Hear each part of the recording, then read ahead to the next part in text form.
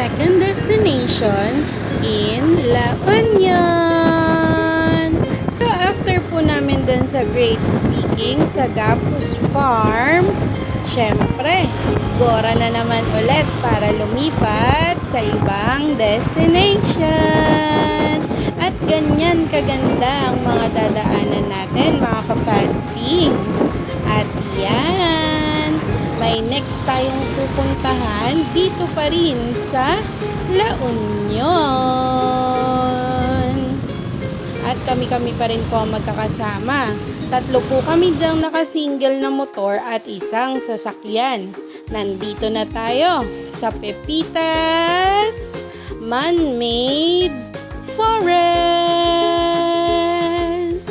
Lahat po ng nakikita nyo na puno dito sa forest na ito ay sadya pong itinanim at para magmukhang ganyan.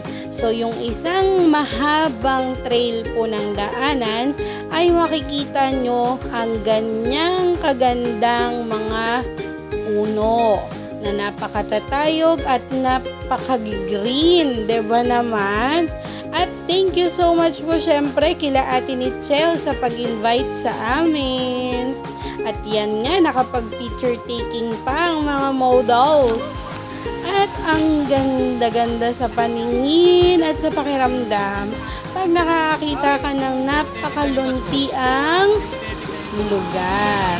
And sana, hoping po na maipagpatuloy pa nila ang project na ito at mas mapahaba pa nila ang mga lugar na matataniman ng mas marami pang puno. Hindi lang po para sa mata, kundi para na rin po sa kinabukasan ng mga susunod pang henerasyon.